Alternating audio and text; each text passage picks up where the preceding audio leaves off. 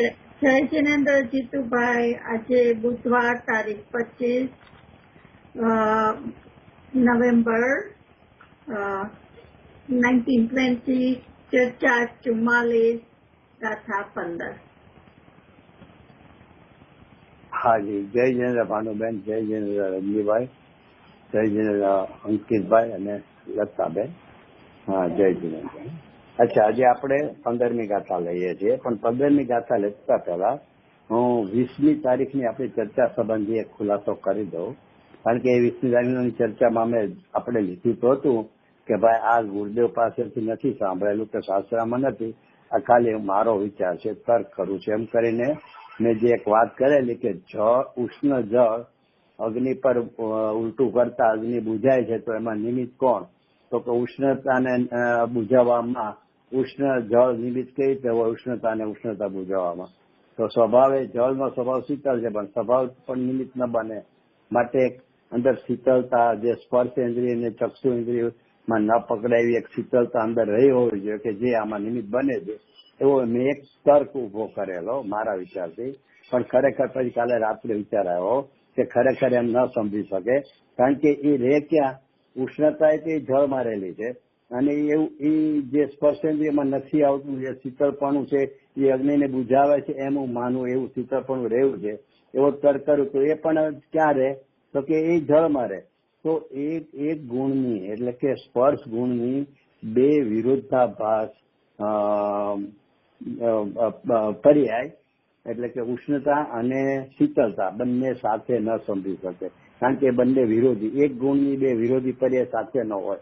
કા સ્પર્શમાં એ વખતે ઉષ્ણ હોય ને કા સ્પર્શમાં એટલે શીતળ હોય, કા સુવાળાપણું હોય ને કા કર્કશપણું હોય, બંને સાથે ન હોય. એટલે એ દલીલ જે મેં તર્ક કરેલો ને, પણ એ તર્ક બરાબર નથી. મારે તો ઓલું સિદ્ધ કરવું હતું કે સંયુક્તપણા વખતે પણ ભિન્નપણું રહેલું છે, એટલે એ સિદ્ધ કરવા માટે એ તર્કને ઉભો કરેલો, પણ એ તર્ક બરાબર નથી સિદ્ધાંત પ્રમાણે. અને બીજું કે ખરેખર આપણે સંયુક્તપણું અને એ વખતે ભિન્નપણું કઈ રીતે સમજવું હોય તો પછી મને વિચારી આવ્યો હતો કે નિગોજનો જીવ છે ને એક શરીરમાં અનંતા જીવો સંયુક્ત રહેલા છે, સાથે રહેલા છે, કહો કે સંયુક્ત રહેલા. એ સંયુક્ત રહેલા છે ત્યારે પણ પોતપોતાના કાર્મણ, તેજસ, શુભ અશુભ ભાવ અને જ્ઞાનનો જે પ્રગટ અંશ, એ બધા જ અનંતા દ્રવ્યો જે રહેલા છે, અનંતા જીવો એમાં રહેલા છે, એ પોતપોતાનું સ્વતંત્ર અસ્તિત્વ રાખીને સંયુક્ત રહેલા છે, એક શરીરમાં રહ્યા છે, એક શરીરમાં માટે સંયુક્ત, અને પોતપોતાનું ભિન્નપણું રાખીને એ પોતાનું ભિન્ન અસ્તિત્વ રાખીને રહ્યા છે, માટે એનો ભિન્નત્વ છે. બસ એવી જ રીતે અહીંયા જ્ઞાનને એટલે કે આત્માને અને મોહને સંયુક્તપણું હોવા છતાં એ રાગ છે એ કર્મકૃત છે, એટલે કે એ કર્મકૃત ભાવ અને જ્ઞાયક આત્મા એ બંને પોતપોતાનું ભિન્નપણું રાખીને સંયુક્ત અવસ્થા દ્રષ્ટિથી સંયુક્ત રહેલા છે. એમને ત્યાં એ પાંચમા બોર્ડમાં સિદ્ધ કરવાનું હતું, પણ તે જે અમે દલીલ મને જે તર્ક સૂજતો એ તર્ક બરાબર નહોતો, અને મેં મોકલ્યો ત્યારે બધાને લખેલું હતું કે અમારો સ્વતંત્ર વિચાર છે, તમે પણ સ્વતંત્ર વિચાર કરજો, એમ ખાસ લખીને એ આપણું રેકોર્ડિંગ મોકલ્યું હતું. એટલે મને ખુલાસાનો વિકલ્પ હતો. અચ્છા, હવે થોડો વધારે વિચાર કરીને તો આપણે ઉપાદાનગત યોગ્યતા હતી જે અગ્નિની બુઝાવવાની, એ તો મેઇન કારણ છે, એ તો રિયલ કારણ છે. હા, એ તો છે જ. હવે નિમિત્ત નું સવાલ છે, તો નિમિત્ત ને આપણે જો પાણી કહેવું હોય કે પાણીને નાખ્યું, તો પાણીની શીતળતાને કહેવાને બદલે પાણીએ એને આવરણ કર્યું ને, અગ્નિને આવરી લીધી. એટલે આપણે જો સમજો ઓક્સિજનની થિયરી કાઢવી હોય એ આવરણ કર્યું એને, એટલે પાણી નિમિત્ત તો થયું. પણ આપણે જે ઉષ્ણતાની વાત કરતા હતા એ હવે આપણે લૌકિક દ્રષ્ટિએ કહી શકાય એવું કેવું હોય તો, પણ પાણી એને આવરણ તરીકે તો નિમિત્ત બન્યું એને, અને એ રીતે કહી શકીએ આપણે.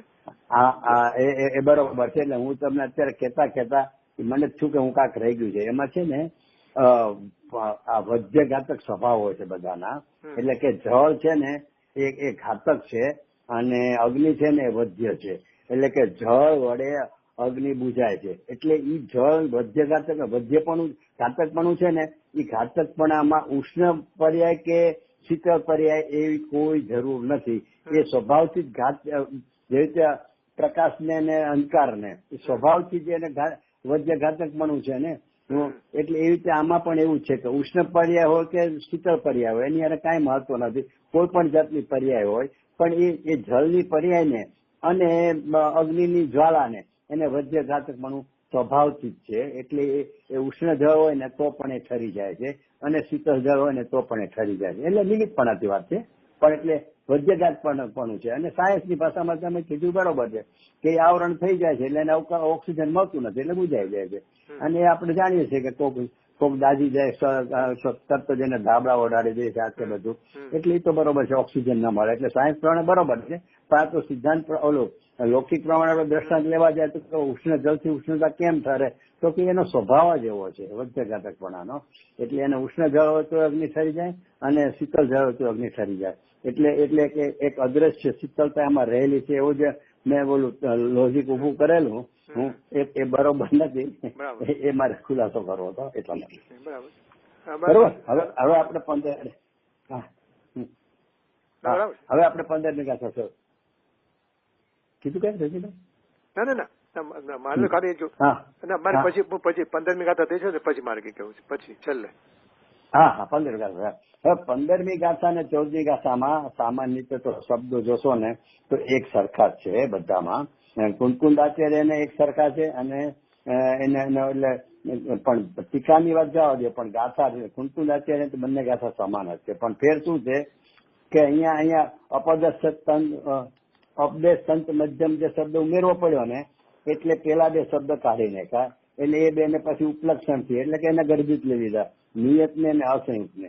કેવા છે 5 અબદ્ધ સ્પર્શ અનન્ય 5 ભાવવાળા આત્માને દેખે છે.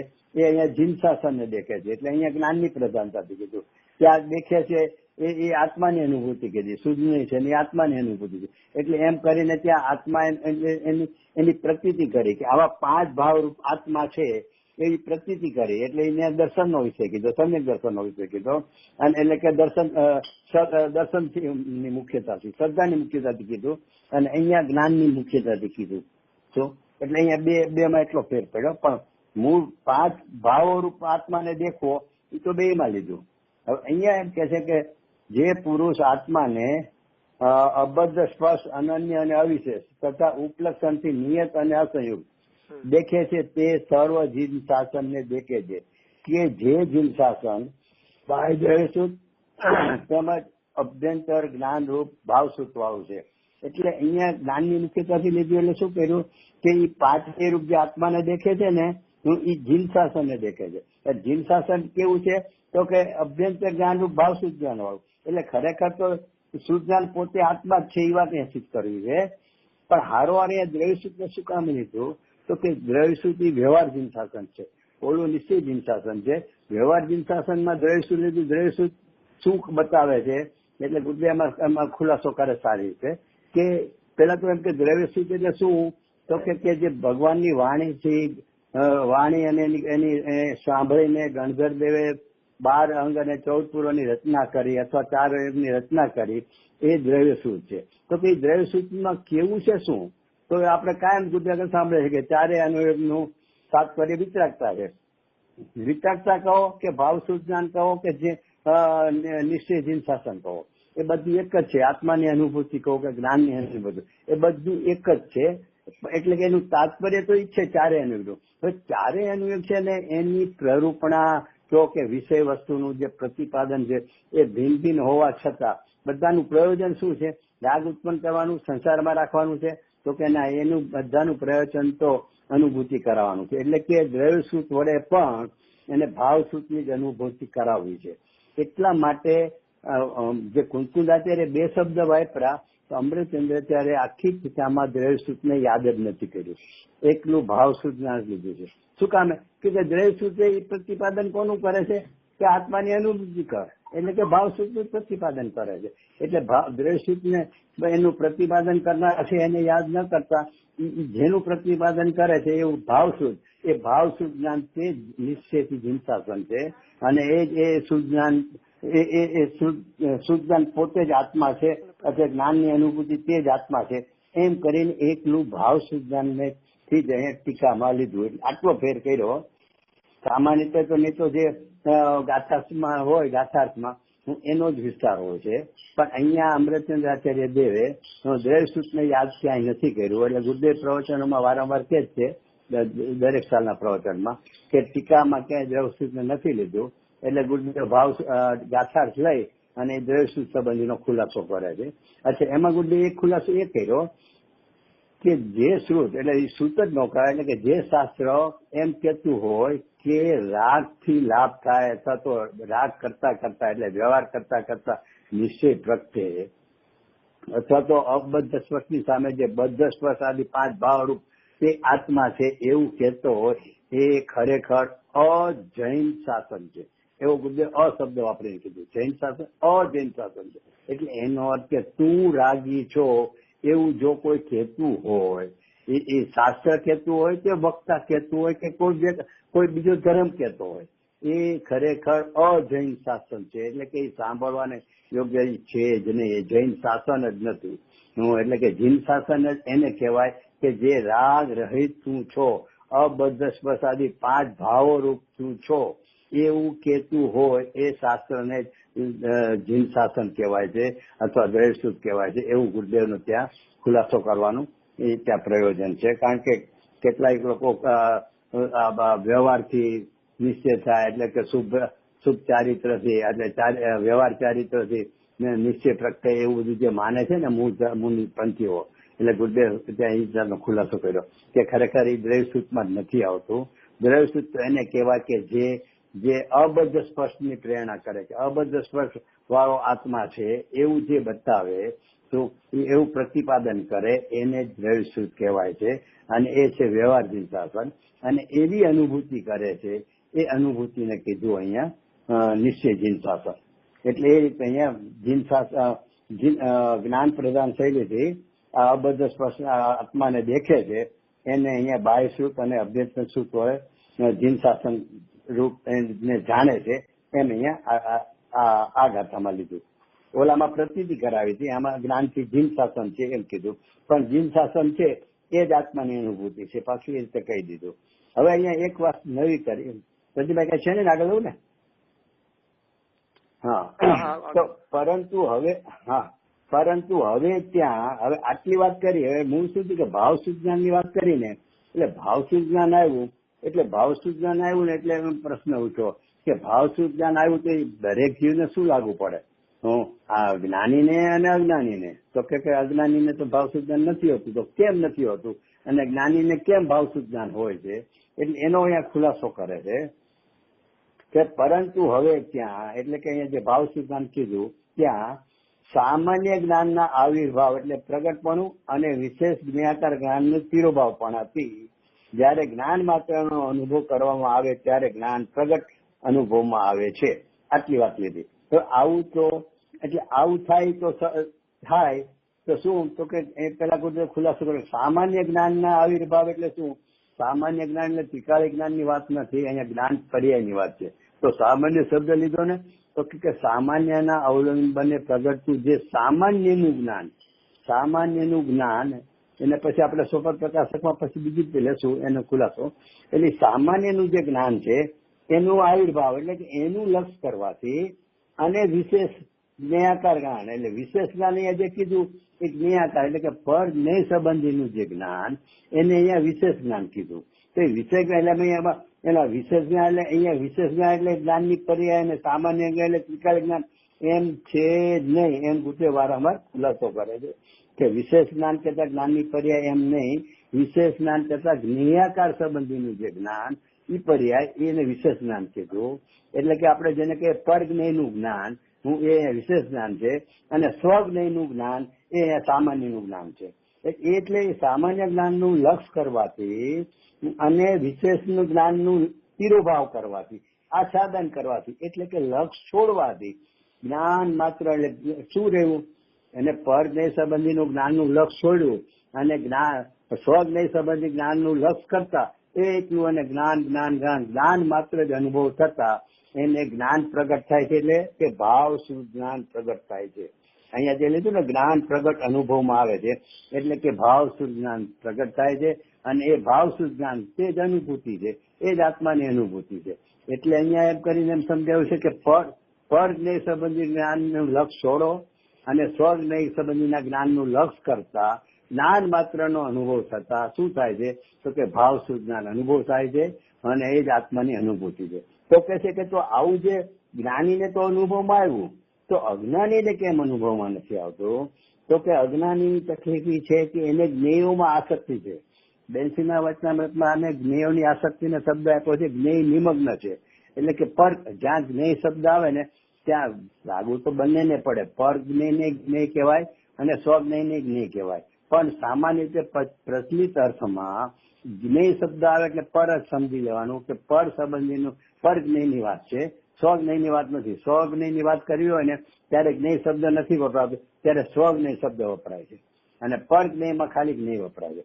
તો એ કહે છે કે જ્ઞેયોમાં આસક્તિ પણ એટલે કે જ્ઞેય નિમગ્નપણું છે ને એટલે એને ભાવશુદ્ધ જ્ઞાન પ્રગટ થતું નથી.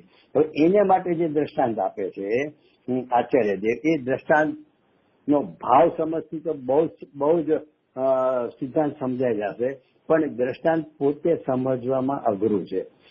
એટલે પેલા આપણે જે અહીંયા આ જે સિદ્ધાંત આચાર્ય જે સમજાવે ને કે પરંતુ હવે ત્યાં સામાન્ય જ્ઞાનનો આવિર્ભાવ વાળી વાત કરીને વિશેષ જ્ઞાનના તિરોભાવની એને આપણે સ્વપટ પ્રકાશિતની ભાષામાં આપણે સમજીએ.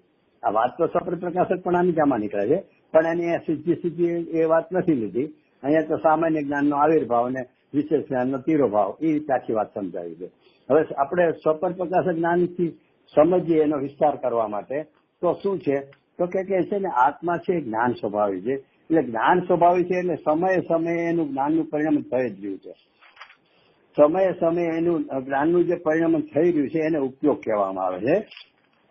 એ જ્ઞાનના પરિણામને ઉપયોગ કહેવામાં આવે છે. અને ઉપયોગનું કાર્ય શું છે તો કે ઉપયોગનું કાર્ય છે જાણવું જાણવું જાણવું. ઉપયોગનું કાર્ય જાણવું છે. તો એ જાણવાનો પ્રકાર શું, કેટલું જાણે, શું જાણે, તો એમાં જો ઊંડા ઉતરીએ તો એને એમ કહેવાય છે કે જ્ઞાન ઉપયોગ છે ને સઘળું જાણે. ઉપયોગ સઘળું જાણે. સઘળું જાણે એટલે શું તો કે સઘળું જાણે એટલે સ્વને અને સ્વ સિવાયનું બીજું જે કાંઈ છે એ પરને. પણ એમાં એની યોગ્યતા, ભૂમિકાની યોગ્યતા અનુસાર છે. એ જે જ્ઞાન છે ને કર્મજનિત છે. અત્યારે જે સ્વપટ પ્રકાશક જ્ઞાન છે ને આપણું એ કર્મજનિત છે. એટલે ઉપયોગ આપણું જે ઉપયોગમાં જે સ્વપટ પ્રકારનું જાણપણું થાય છે એ કર્મજનિત છે. એટલે સ્વભાવથી પોતાથી લેવું હોય, ઉપાદાનથી લેવું હોય તો એની યોગ્યતા અનુસાર છે. અને કેવળીનું જ્ઞાન છે ને એનામાં કર્મનો ક્ષય થઈ ગયો છે. એટલે કે સ્વાભાવિક જ્ઞાન છે. એટલે એમાં પરિપૂર્ણ લોકાલોક સંબંધીનું પૂર્ણ જ્ઞાન થાય છે અને જ્ઞાયક સંબંધીનું એને પૂર્ણ જ્ઞાન થાય છે. અનંત ગુણ શું છે એનું જ્ઞાન થાય છે, અસંખ્ય પ્રદેશ શું છે એનું જ્ઞાન થાય છે. બધું કારણ કે એ કર્મજનિત નથી, ક્ષય થઈ ગયો છે. એટલે નિરાવરણ હોવાથી એ પૂર્ણ છે. એટલે બધું એને જાણે છે. અહીંયા આપણે જે ઉપયોગ છે એ ઉપયોગ સ્વપટ પ્રકાશકમાં જાણવું તો એની જેમ જ થાય છે કે સ્વનું અને પરનું, પણ એમાં એની મર્યાદા સહિતનું છે. શું તો કે એટલે સ્વનું જાણપણું થાય છે અને પરનું જાણપણું થાય છે. એ બંનેનું જાણપણું થાય છે. ત્યાં સુધી તો જ્ઞાનીને અજ્ઞાનીને બંનેની જ્ઞાનની પ્રક્રિયા અહીં સુધી સરખી થાય છે. તો કે હવે ફેર ક્યાં પડે છે તો કે જ્ઞાનીને શું થાય છે કે પર સંબંધીનો જે પર જ્ઞેયો સંબંધીનું જે જ્ઞાનમાં જાણવું થાય છે જેને પર પ્રકાશક જ્ઞાન કહે છે. એ પર પ્રકાશક જ્ઞાનમાં પર સંબંધીનું જે જાણવું થાય છે ને ત્યાં એ જ્ઞાન એનું પોતાનું છે એમ એને નથી જણાતું, પણ એમાં જેનું જાણપણું થાય છે એમાં પરનું લક્ષ કરી બેસે છે. એટલે કે પર અહીંયા વિશેષ જ્ઞાનને જ્ઞાની તિરોભાવ કરે છે. એને બદલે અજ્ઞાની છે ને એ જ્ઞેયમાં લુપ્ત છે ને એને જ્ઞેયને જાણવાની ખૂબ જિજ્ઞાસા છે અથવા તો આસક્તિ એકાકારપણું છે જ્ઞેયોમાં. એટલે શું થાય છે અજ્ઞાનીને કે અજ્ઞાનીને એ પર પ્રકાશક જ્ઞાનમાં એ પર ઝલકતા પર સંબંધીનું જ્ઞાન થઈ ગયું. એ જ્ઞાન મારું જ્ઞાન છે એવું જ્ઞાન એને ઉદ્યોગ નથી થતું. તો શું એને થાય છે કે એ પરનું લક્ષ થઈ જાય છે. એટલે કે આ પર જે જણાય છે ને હું છું, એટલે કે જ્ઞાન પોતાને પર જ્ઞેયરૂપ જાણે છે. એટલે ટૂંકમાં આપણે સમજવું હોય તો સ્વપર પ્રકાશક જ્ઞાનનું પરિણામ જ્ઞાની અજ્ઞાનીને બંનેને સમાન થતું હોવા છતાં અજ્ઞાનીને પરમાં આસક્તિ છે અથવા પરમાં એકત્વ બુદ્ધિ છે. એટલે પર પ્રકાશક જ્ઞાનમાં જ્યાં પર જણાય છે ત્યાં એનું જ્ઞાન ઈ પર જ્ઞાન રૂપ હું છું, એટલે પર રૂપે પોતાને જાણી બેસે છે કે પર હું છું એ હું કોણ, તો કે જ્ઞાન. એટલે જ્ઞાનને એ પર જ્ઞેય રૂપ જાણે છે. અને જ્ઞાની છે ને શું થાય, એટલે એને જાણે એટલે સ્વપ્રકાશ પણ થવાનો છે, એને અવકાશ જ નથી રહેતો, કારણ કે સ્વ તરફનું એને લક્ષ્ય જ નથી થતું. પરના લક્ષમાં જે એકાકાર થઈ ગયો, પરના લક્ષ કરતા પરમાં એકાકાર થઈ ગયો, એટલે એને સ્વ તરફનું લક્ષ થતું જ નથી, એટલે સ્વ એને જાણવામાં આવતું જ નથી.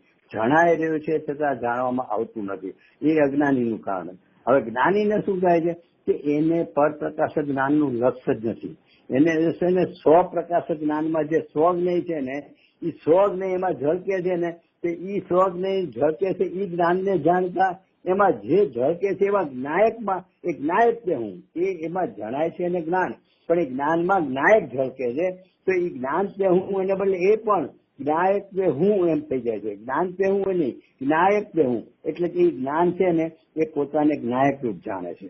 ઓલાનું જ્ઞાન છે એ પોતાને પરજ્ઞેય રૂપ જાણે છે અજ્ઞાનીનું, અને જ્ઞાનીનું જ્ઞાન છે એ પોતાને જ્ઞાયક રૂપ જાણે છે. એ જ્ઞાયક રૂપનું જાણતું જ્ઞાન છે એ જ્ઞાન વડે ભાવસુ જ્ઞાન પ્રગટ થઈ ગયું, કારણ કે જ્ઞાયક તે હું એવું જે જ્ઞાન થયું એ જ્ઞાનનું નામ છે ભાવસુ જ્ઞાન.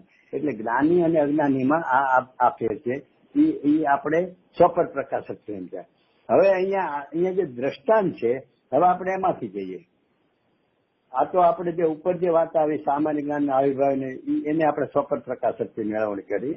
હવે આપણે અહીંયા એને માટે આચાર્ય જે દ્રષ્ટાંત દીધું છે એ દ્રષ્ટાંત સમજતા પહેલા જયચંદ પંડિતજીએ 92મી ગાથાના. હા બોલો.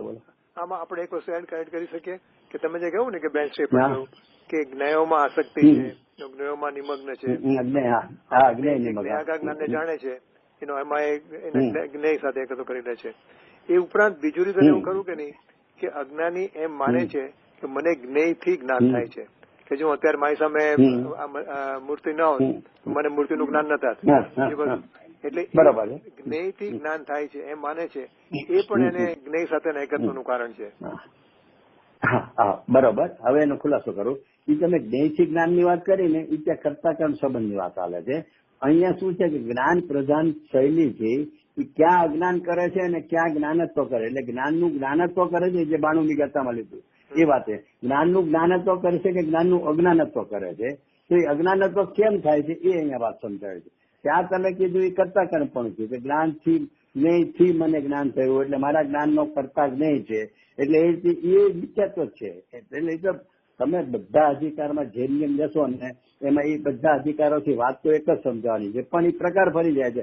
કર્તા કર્મ અધિકારમાં કર્તા કર્મથી સમજાય હોય, જીવ અધિકારમાં એને અજીવમાં નાખી દીધો. પણ એટલે તમે કહો છો છે સાચું, પણ અહીંયા શું છે કે અહીંયા તો એ જ્ઞાનનું અજ્ઞાન તો કેવી રીતે થયું, તો કે જ્ઞેય સંબંધીનું એને જ્ઞાન થર્ડ પ્રકાશ જ્ઞાનમાં જ્ઞેય સંબંધીનું જે ઝળકું થયું, એટલે એ જાણવું તો એ જ્ઞાનનો પ્રકાર, જ્ઞાનનું પરિણામ છે. છતાં એને શું લાગે છે કે હું પરને જાણું છું, એટલે એનું લક્ષ્ય પર તરફ. એટલે હું કોણ, તો કે જે જણાનું ને તે હું, એટલે પર જ્ઞેય તે હું, એવું એને અજ્ઞાનીને એને જ્ઞેયમાં આસક્તિ હોવાથી, જ્ઞેયમાં એકત્વ બુદ્ધિ હોવાથી પર જ્ઞેય તે હું એવું એને અજ્ઞાનત્વ નું આવિર્ભાવ થાય છે, એટલે અજ્ઞાન ઉદિત થાય છે. અને જ્ઞાનીને શું થાય છે તેથી વિરુદ્ધ કે એને પર જ્ઞેયની વાત જ ન હોય, એને સીધી સ્વજ્ઞેયમાં એટલે કે સ્વપ્રકાશકપણામાં સ્વજ્ઞેયનું ઝળકવું થાય છે. એ ઝળકવું થાય છે એ જ્ઞાન પોતાનું છે, એમાંય ઝળકે છે. છતાં એ જ્ઞાનીને શું થાય છે, એ જ્ઞાન ઉપર લક્ષી જતા એ જ્ઞાનમાં જે ઝળકી રહ્યો છે તે હું, એટલે કે જ્ઞાયક છે હું એવું એને જ્ઞાન ઉદિત થાય છે. ઓલાને જ્ઞેય છે હું એવું એ જ્ઞાનને જ્ઞેય રૂપ માને છે, અહીંયા જ્ઞાનને જ્ઞાયક રૂપ માને છે જ્ઞાની. એટલે જ્ઞાનનું જ્ઞાયક ને જ્ઞાન રૂપ જાણે છે, એટલે જ્ઞાયકમાં જ્ઞાનનું એકત્વ કરે છે. કયો કે ભાવસુ જ્ઞાન થયો, કયો કે અનુભૂતિ કયો, એ બધું એક જ અર્થમાં છે. એટલે એ રીતે અહીંયા જ્ઞાનીને અજ્ઞાનીને જ્ઞાનના જ્ઞાનત્વ અને અજ્ઞાનત્વથી અહીંયા લીધું છે, અને તમે કીધું એ કરતા કર્મથી લીધું છે. મિનિટની વાત લીધી આનાથી થાય છે, બરોબર. હવે અહીંયા આપણે વાત એટલે તમે કીધું કે પર જ્ઞેય તે હું, એટલે આપણે હું અને મારું એવી રીતે લઈ શકાય, કેમ કે મારું અને હું બંને એકમાં જ ચાલે છે. શરીરમાં કરીએ છીએ કે હું પણ ઈ પણ મારું જ્ઞેય છે. બાકીની વસ્તુ તો બધી એમાં હું પણ ઈ હું નહીં પણ એ મારું એવી રીતે આપણે કરીએ છીએ ને. એટલે હું અને મારું અહીંયા છે ને, હું અને મારું બંને એક જ રૂપમાં છે. કારણ કે અહીંયા જે બાણુ મેઘાસાના ભાવાર્થમાં લીધું છે કે એ જ્ઞાન જણાય છે ને એ કર્મનો ઉદય જ. હવે હું એ દાખલો આપું એટલે તમારો જવાબ આવી જશે. એમાં જયચંદ પંડિતજી સિદ્ધાંત સમજાવે છે જ્ઞાનનું અજ્ઞાન કઈ રીતે થાય છે. આપણે અહીંયા દ્રષ્ટાંતમાં લેવું છે. અહીંયા દ્રષ્ટાંત આચાર્ય આપે છે તો આપણે સહેલું દ્રષ્ટાંત લઈએ કે દ્રવ્યકર્મના ઉદયનો જે સ્વાદ એટલે કે ક્રોધપણું, અત્યારે સમયે સમયે જે દ્રવ્યકર્મનો ઉદય તો ચાલુ જ છે અને અહીંયા ઉપયોગ ચાલુ છે સમયે સમયે. તો ઉપયોગમાં શું ઝળકે છે કે દ્રવ્યકર્મનો ઉદયનો સ્વાદ એટલે કે ક્રોધ, માન, માયા જે સમયે જે હોય. એટલે માની લો કે અત્યારે ક્રોધ છે તો ક્રોધ છે ને એને ઉપયોગમાં જેને આપણે પરપ્રકાશકપણું છે એમાં એ ઝળકે છે. એને ઝળકતા ઈ ઝળકવું જેમાં થયું એ તો જ્ઞાન છે. ઈ જ્ઞાન છે એને બદલે હું એ જ્ઞેય છું. કયું કે જે ઝળકવું ને શું ઝળકવું તો કે કર્મનો ઉદય. તો એ કર્મનો ઉદય તે હું છું એનું લક્ષ કરે છે ને એટલે જ્ઞાન એમાં હું પણ કરી બેસે છે. એટલે કે હું કર્મનો ઉદય જે છે ક્રોધ, એ ક્રોધ તે હું છું. એટલે એ ક્રોધમાં હું પણ કર્યું. એ હું ક્રોધ કર્યું કે મારો કર્યો એ બંને એક જ ત્યાં ચૈતન્ય છે કે હું રાગી જણાય છે ક્રોધ એટલે એ માની બેસે કે હું ક્રોધી, હું રાગી. એટલે એ માનું મારાપણું અથવા તો હું પણ એ બધું ત્યાં એક અર્થમાં જ છે. એ બે જ્યાં અભેદતા થઈને એકત્વ બુદ્ધિ થઈને પછી એકત્વ બુદ્ધિને તમે મારા પણ કહો કે હું પણ કહો. જો ભલે નહીં તો હું પણ એને મારા પણ આગળ સૂક્ષ્મ વિચારમાં જશો તો બે જુદા પડશે કે મારું કહેતા જુદું થઈ જાય છે જે આપણે અસ્વરૂપમાં લીધું હતું એ રીતે. પણ અહીંયા સામાન્ય રીતે શું અહીંયા કેવું છે અહીંયા કે એ ક્રોધાદી જે જણાનો દ્રૈકનો ક્રોધાદી જણાનો એ જ્ઞાન જે જ્ઞાનમાં ક્રોધાદી જણાનો એ જ્ઞાન જણાનું એને બદલે એ જ્ઞાનનું અજ્ઞાનત્વ કરે. શું કરે છે કે એ ક્રોધ તે હું જે જણાયું ને જ્ઞેય તે હું ક્રોધ જણાયો તે ક્રોધ તે હું એમ હું ક્રોધી એમ એ કરી બેસે છે. એટલે એટલે એટલે એ થયું જ્ઞાનનું અજ્ઞાનત્વ. એટલે તમારો જે પ્રશ્ન છે કે મારું અને હું તો એ છે ને એકત્વની ભાષામાં જયારે આવે ને હું ત્યારે મારું કયો કે હું કયો. ધારો કે પરદ્રવ્ય મારું છે એમ કયો અથવા તો શરીર કે હું કયો તો એ બંને એક જ માં જાય છે કારણ કે એકત્વ પણ દેખાડવું છે ત્યાં. તો એટલે એકત્વપણામાં બંને એક જ આવે છે.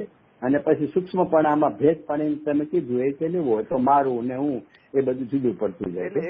એકત્વ અને મમત્વ બંને ગોઝ ટુગેધર. હા બસ એકત્વ અને મમત્વ એ બધું સાથે જ આવે છે.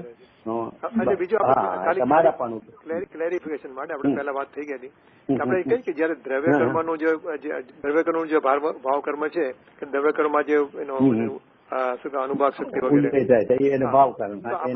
આપણે કહીએ છીએ કે એના તરફ લક્ષ કરે છે પણ ખરેખર તો જે નોકર્મમાં એની જે પરિસ્થિતિ બને છે એના ઉપરથી આપણે કહીએ છીએ કે દ્રવ્યકર્મ લક્ષ કરે છે. દ્રવ્યકર્મ તો આપણે દેખાતું નથી. બરોબર તમારી વાત બરોબર છે. એટલા માટે તે છે ને ગુરુદેવ ઘણી જગ્યાએ છે ને એ દ્રવ્યકર્મની વાતો ને ભાવકર્મ લે છે કારણ કે ભાવકર્મ છે ને દ્રવ્યકર્મ તો પ્રગટ છે જ નહીં. આપણે પ્રગટ આપણી જ્ઞાનનો વિષય જ નથી બનતું. એટલે કાં તો આપણે નો કર્મ થી લઈએ પણ નો કર્મ નિયમરૂપ નથી હોતું. એટલે સિદ્ધાંતથી નો કર્મ થી જ ભાવ કર્મ સિદ્ધ થાય એવું બી નથી. કારણ કે આપણે સૂતા હોઈએ છીએ અને આપણે વાત થઈ હતી કે ભાઈ કેટલા વર્ષ પહેલા જેની યાર વાંધો પડ્યો તો મરી બી ગયો હોય તો એના લઈને ક્રોધ થવો ન થવો જોઈએ.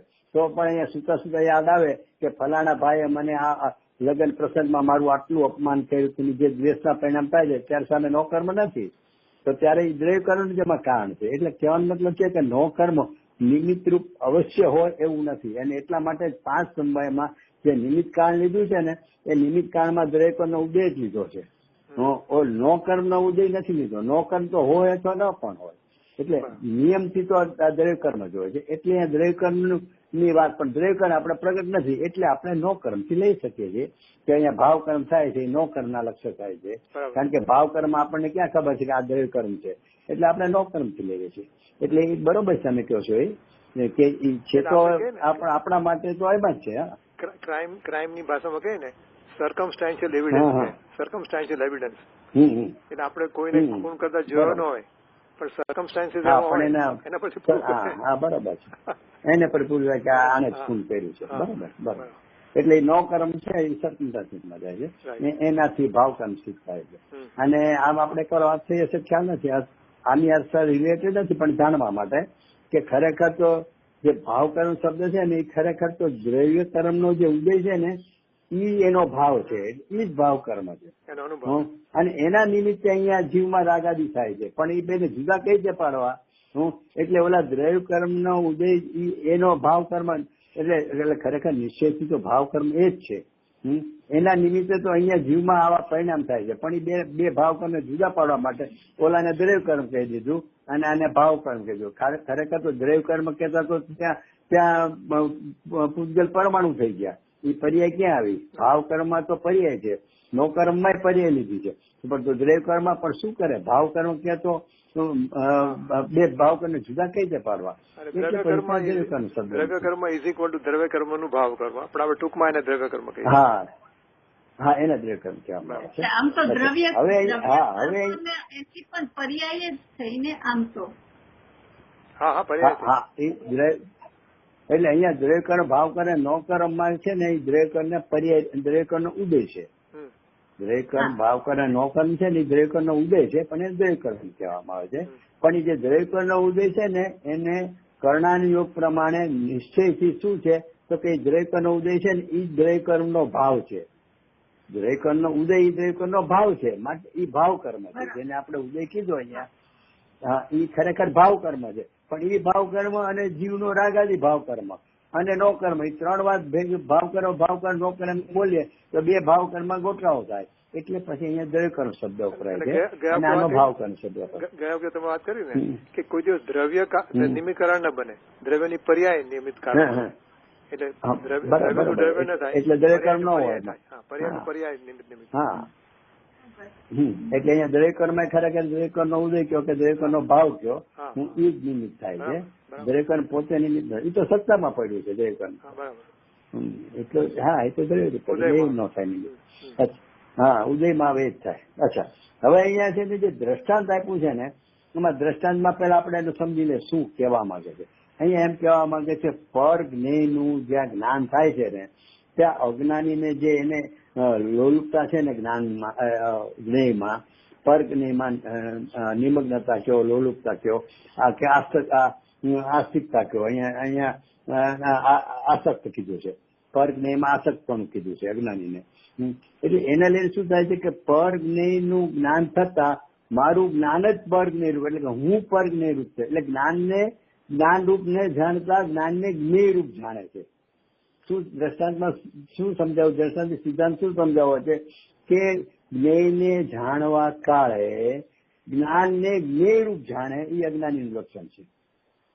જ્ઞેયને જાણવા કાળે થતું જે જ્ઞાન એને જ્ઞાન જાણવાને બદલે એ જ્ઞાનને જ્ઞેયરૂપ જાણવાનું તો જ્ઞેયને જાણતું જ્ઞાન પ્રગટ થાય છે, પણ એ જ્ઞાનને જ્ઞાનરૂપ જાણવાને બદલે એ જ્ઞાનને જ્ઞેયરૂપ એટલે કે જે જ્ઞેય જણાવ્યું ને એ રૂપ જ જ્ઞાનને જાણી બેસે છે. કેમ તો કે જ્ઞેયમાં આસક્તિ છે.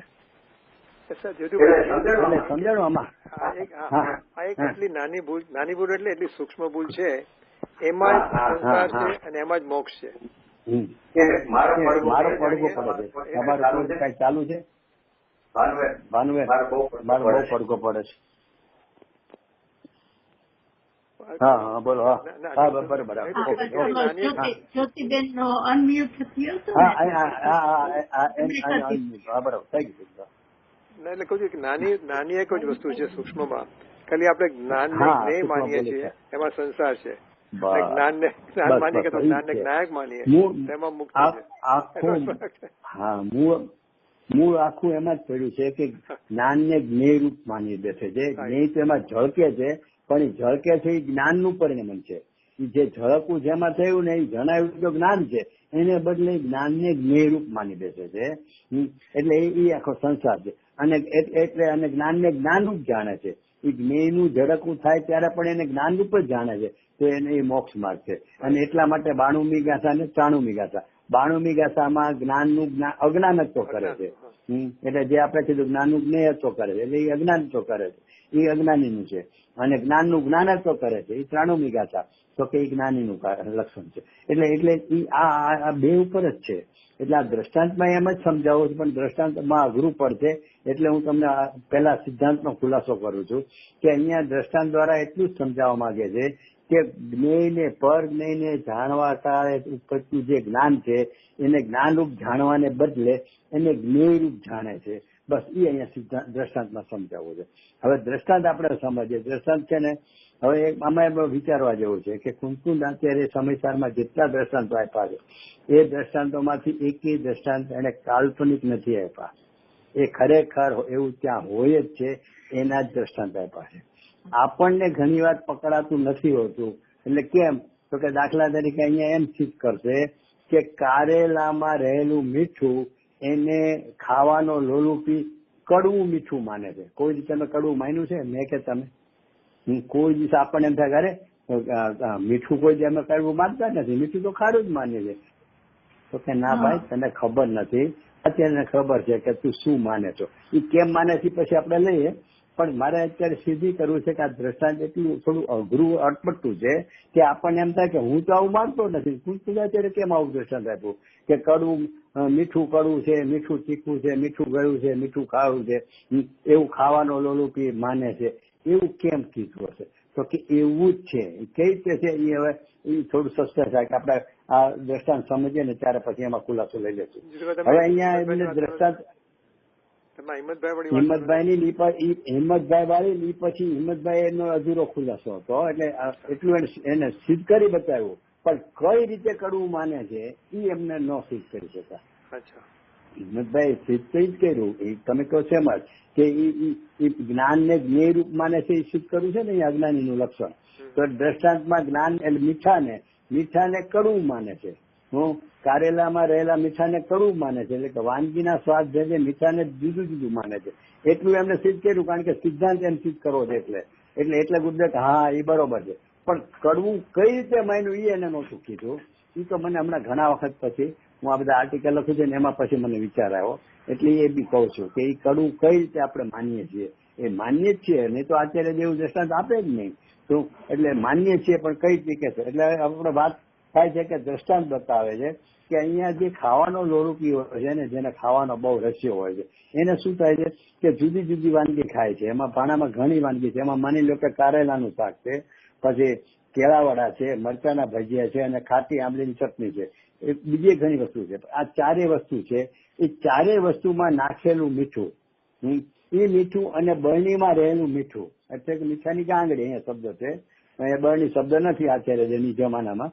એટલે એ મીઠાની ગાંગડી અને ચારેમાં નાખેલું મીઠું એ બધું સમાનપણે એક મીઠાના રસવાળું, ખારા રસવાળું છે. એવું ખારા રસવાળું હોવા છતાં અજ્ઞાનીને ખાવાની એટલી લોલુપતા છે, એટલે ગ્રદ્ધિ છે ખાવાની. એટલે એને શું થાય છે કે જે વાનગી ખાય ને એ વાનગીના સ્વાદરૂપ એ મીઠાને જાણે છે. મીઠાને મીઠું જાણવાને બદલે મીઠાને વાનગીના સ્વાદરૂપ જાણે છે. એટલે કે જ્ઞાનને જ્ઞાનરૂપ જાણવાને બદલે જ્ઞાનને જ્ઞેયરૂપ જાણે છે. એને સિદ્ધ કરવું છે. એટલે દ્રષ્ટાંત એ આપ્યો કે અજ્ઞાનીને એટલે કે ખાવાના લોલુપીને જે વાનગી ખાય છે એ વાનગીના સ્વાદ ભેદે, એટલે જે વાનગીનો જેવો સ્વાદ હોય છે એવા સ્વાદરૂપ એ મીઠાને જાણે છે. મીઠાને ખારાપણે જાણતો નથી. જેમ જ્ઞાની જ્ઞાનને જ્ઞાન જાણે છે, એવી રીતે અજ્ઞાની જ્ઞાનને જ્ઞાનપણે જાણવાને બદલે જ્ઞાનને જ્ઞેયરૂપ જાણે છે. એ સિદ્ધ કરવા માટે કીધું કે જે વાનગી છે એ વાનગીના સ્વાદરૂપ જ મીઠાને જાણે છે. મીઠાને ખારાપણે નથી જાણતો. એટલે શું તો કે કારેલાનું શાક ખાય ને ત્યારે એને લાગે છે ગ્રદ્ધિને લીધે કે મીઠું છે ને એ કડવું છે. મીઠું છે એ કડવું છે. કેળાવાળા ખાય છે ત્યારે એને એવું લાગે છે કે મીઠું છે ને એ ગળ્યું છે. મરચાના ભજીયા ખાય છે ત્યારે એમ લાગે છે કે મીઠું છે ને એ તીખું છે. અને ખાટી આંબલી ખાય છે ત્યારે એને એમ લાગે છે કે મીઠું ખાટું છે. હવે આવું કોઈ દિવસ આપણને લાગ્યું છે? ખાવાની લોલુપતા છે આપણને, હું ખાવાના રસિયા છીએ, તો ક્યારે પણ ખાવાની ગ્રદ્ધિથી આવું લાગ્યું છે? તો કે ભાઈ અહીંયા તો ઈ વાતચીત કરવી છે કે જ્ઞાનને જ્ઞેય રૂપ જાણે છે, એટલે કે મીઠા ને વાનગી રૂપના સ્વાદરૂપ જાણે છે, એટલા માટે આમ કીધું. એટલે એ વાત તો સ્વીકારવી જ પડશે કે આમ મીઠા ને કડવું જાણે છે. તો કે આચાર્યજી એમ તો ન જ કીધું હોય, આપણે કાંઈક એવું માનતા તો હશું જ, આપણને ખ્યાલ નથી પણ આપણે માનતા જ હશું, પણ એ સ્થિત ન થઈ શકતું. પણ જે ખુલાસો એ કર્યો તો જ આપણે ઓલું નિમક ખાવું નિમક થાય, નિમક વાળી વસ્તુ હોય એ ખાય. પણ એને તમે નિમક ને કડવું માનો છો? મીઠું આપણે એમ કહી શકીએ આજે દાખલો છે ને કે આપણે એમ કહીએ છીએ કે મીઠું કડવું છે કે મીઠું ખાટું છે કે મીઠું ગળું છે, એમ અલગ વ્યંજનો કીધું ને. હવે એટલે આપણે વ્યવહારની ભાષામાં એમ કહીએ કે આપણે જયારે એમ કહીએ કે કારેલાનું શાક ખારું છે, એને આપણે બીજી રીતે કહીએ તો ખરેખર તો મીઠું કડવું છે એમ થયું. મીઠું ચટણી તમે કહો તો એટલે આપણે એને બદલે ખારી કહેવાને બદલે મીઠું ખાટું છે એમ નથી. હું તમને એનું કારણ કહું. ગુરુદેવ જયારે એમ કહેતા હતા ને કે ઓલું શ્રીમદજી ઓલું દૂધીનું શાક આવ્યું ને ખાધા વગર કહી દીધું કે આમાં મીઠું વધી ગયું છે, એટલે કે શાક ખારું, દૂધીનું શાક ખારું છે, કેળાવાળા ખારા છે, એમાં તો ખારા પણ એ તો જ્ઞાનીનું લક્ષણ છે. ખારું જણાવવું તો જ્ઞાનીનું લક્ષણ છે કે ખારાને તમે ખારું જાણ્યું છે. એટલે પંડિતજીએ ખુલાસો કર્યો કે ના એમ નહીં, એ શાક ખારું છે કેશો તો જ્ઞાનીનું લક્ષણ થઈ ગયું કે જ્ઞાનીને શાકમાં રહેલું મીઠું ખારાપણે ભાસે છે, એટલે જ્ઞેયને જાણવા કાળે જ્ઞાનને જ્ઞાનપણે જાણે છે, એ તો જ્ઞાની છે. જ્ઞેયને જાણવા કાળે જ્ઞાન છે ને એને જ્ઞેય રૂપ જાણે, એટલે કે વાનગી રૂપ, મીઠાને વાનગી રૂપ જાણે, એનું નામ અજ્ઞાની છે. અજ્ઞાનીનું સિદ્ધ કરવું છે. ખાવાના લોલુપીને મીઠું છે એ વાનગીના બધામાં વાનગીઓમાં મીઠું એક સમાન હોવા છતાં ખાવાના લોલુપ ગ્રદ્ધિપણાને લીધે એ મીઠાને વાનગીના સ્વાદરૂપ જાણે છે. જ્ઞાનને જ્ઞેયરૂપ જાણે છે સિદ્ધ કરવું છે ને, એટલે કે મીઠાને વાનગીના સ્વાદરૂપ જાણે છે, એટલે કે કારેલામાં રહેલા મીઠાને કડવું જાણે છે, કેળાવાળાના મીઠામાં રહેલા એ ગળ્યું જાણે છે, અને મરચાના ભજીયામાં રહેલ મીઠાને એ તીખું જાણે છે, અને આંબલીની ચટણીમાં રહેલા મીઠાને એ ખાટું જાણે છે. ત્યારે આ શીખતા છે. એટલે ગુરુદેવ પછી કીધું કે આ બરોબર છે હિંમતભાઈની વાત, કારણ કે અહીંયા જ્ઞાનને જ્ઞેયરૂપ જાણે છે, અજ્ઞાની એ સિદ્ધ કરવું છે. એટલે દ્રષ્ટાંતમાં પણ મીઠાને વાનગીના સ્વાદરૂપ જાણે તો જ એ વાત સિદ્ધ થશે, ઉલટો જ્ઞાનીનું જશે. એટલે એ વાત તો પછી બરોબર છે. એટલે એ તો આપણને સમજાણું કે અહીંયા શું કહેવા માંગે છે કે ખાવાનો લોલુપી છે ને એને મીઠાનો સ્વાદ મીઠા રૂપે નથી આવતો, પણ મીઠાનો સ્વાદ વાનગી ફેરે, જે વાનગી હોય ને એ વાનગી રૂપ આવે છે. એટલે તો હા તો જ ઓલું સિદ્ધાંત સિદ્ધ થશે. એ તો આપણે બેસી ગયો. પણ હવે પ્રશ્ન એ છે કે આચાર્ય દેવે જયારે આવો દ્રષ્ટાંત આપ્યો, એ દ્રષ્ટાંત સચોટ અને સાચો જ હોય, સચોટ એ હોય અને સાચો જ હોય, કાલ્પનિક ન હોય. તો એ કઈ રીતે? તો કે તમે કે મેં ક્યારે મીઠાને કડવું નથી માન્યું, ક્યારેય તીખું નથી માન્યું, ગયું નથી માન્યું, ખાટું નથી. તો કે ના, હર વખતે તમે અને હું મીઠાને કડવું માનીએ છીએ, તીખું માનીએ છીએ, ગળ્યું માનીએ, ખાટું. કઈ રીતે માનીએ છીએ? આપણે પકડાતું નથી કે આપણે માનીએ છીએ, એ જુદી વાત છે. આપણે માનીએ છીએ કઈ રીતે ખબર? આપણે શું કહીએ છીએ કે કારેલાનું શાક કડવું છે. કારેલાનું શાક કડવું છે કે કારેલું કડવું છે? કારેલાનું શાક કોઈ જ કડવું ન હોય. શાકમાં રહેલું કારેલું કડવું છે, પણ બાકીની બધી જે સામગ્રીઓ છે એ તો એના સ્વાદ રૂપે જ રહેલી છે. એને બદલે બધી સામગ્રીને આપણે કડવી માની. કારેલાનું શાક કોને કહેવાય? કે કારેલું ઉપરાંત બધી સામગ્રી, એમાં તેલ પડે, જીરું પડે, મરચું પડે, મીઠું પડે, બધું પડે ને ત્યારે શાક બને છે. તો ઈ શાક, કારેલાનું શાક કડવું એમ આપણે કહેશું ને તો શાક કરતા બધી વાનગી કડવી. કારેલું એકલું કડવું નહીં, બધી વાનગીને આપણે કડવી માની. એટલે એનો અર્થ કે આપણે મીઠાને પણ કડવું માન્યું છે. આપણને ખબર નથી, કારણ કે આપણે એવો ભેદ પાડીને કોઈ દી વિચાર્યું નથી. પણ ખરેખર જયારે આપણને કારેલાનું શાક કડવું લાગે ને ત્યારે સમજી લેવું કે આપણે મીઠાને પણ કડવું માન્યું છે, મરચાને પણ કડવું માન્યું, બધાને કડવું માન્યું છે એકલું કારેલું જ કડવું. એવી રીતે કેળાવડા બહુ ઘેરા છે, તો એનો અર્થ કે કેળાવાડામાં કેળું જ ગયું હોય છે. બાકી ચણાનો લોટ, તેલ, બીજો મસાલો અને મીઠું એ બધું પોતપોતાના સ્વાદ ઉપર રહેલું છે. છતાં પણ આપણે એ બધાને ગળું માન્યું. છેક ગળું એટલું કેળું, એને બદલે કેળું વડું ગળું છે, એટલે કે મીઠું પણ ગળું છે એમ આપણે માન્યું. એવી રીતે મરચાના ભજીયા તીખા છે, તો મરચાના ભજીયા કોઈ તીખા નથી હોતા. મરચાના ભજીયામાં રહેલું મરચું જ તીખું હોય છે. એની બદલે આપણે મરચાના ભજીયાને જ તીખું માની લીધું.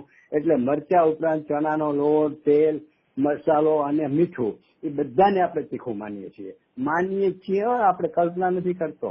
અને ખાટી આંબલી છે, આંબલીની ચટણીને આપણે ખાટી માનીએ છીએ ને, એનો અર્થ કે ખાલી આંબલી ખાટી છે એવું નથી માનતા. આખી ચટણીને એટલે આંબલી ઉપરાંત જેટલી સામગ્રી એમાં છે એ બધાને આપણે ખાટી માનીએ છીએ. એટલે કે આપણે મીઠાને પણ ખાટી માનીએ છીએ. એટલે ખાવાની લોલુપતામાં આપણને ખબર નથી. કુલકુલ આચાર્યને ખબર છે કે ખાવાના લોલુપી જીવોની એટલે કે અજ્ઞાની જીવોની શું દશા છે. તો કે એ લોકો મીઠાને કડવું માને, મીઠાને તીખું માને, કાંઈ મેળ નહીં. જે વાનગીમાં મીઠું હોય એ મીઠાને વાનગીના સ્વાદ ઉપર જ માને છે. કેમ? તો કે એના ઉપરથી એમ સિદ્ધ થાય છે કે અજ્ઞાની છે ને એને જ્ઞેયની લોલુપતા, જ્ઞેયની આસક્તિ, જ્ઞેયમાં એકાકારપણું હોવાથી એને જ્ઞાન જણાય છે એમ જણાવવાને બદલે એને જ્ઞાનને એ જ્ઞેય રૂપ જ જાણે છે. તો એ જે જ્ઞેયો આવે છે એ જ્ઞેયોને જાણતા એ જ્ઞાનને જ્ઞેય રૂપ જ જાણે છે. તો એટલે કે દ્રવ્યકરના ઉદયમાં ક્રોધ આવે તો એ ક્રોધ રૂપ હું થઈ ગયો, માન આવે તો માન રૂપ હું થઈ ગયો. એનું જ્ઞાન પણ એને જણાતું નથી, એટલે જ્ઞાનને જ્ઞેય રૂપ પણ જણાય છે. ક્રોધ, માન, માયા, લોભ દ્રવ્યકર્મથી, કારણ કે નિયમ રૂપ છે. એટલે અહીંયા જે આપણને આચાર્યદેવ કીધું ને કે કડવું તીખું, મીઠું, ગળું તીખું, મીઠું એ બધું એ ખરેખર આપણે એવું માનીએ છીએ, માટે આચાર્ય કીધું છે. તો એટલે જ્યાં સુધી પછી આચાર્ય ખુલાસો કરે છે. પણ એ ચારેય વાનગી જે આપણે લીધી, તો એ વાનગીમાં રહેલું મીઠું અને મીઠાની ગાંગડી એટલે કે બરણીમાં રહેલું મીઠું અને ચારેય વાનગીમાં રહેલું મીઠું એ બધું સમાનપણે એકલું ખારા રૂપ મીઠું જ છે.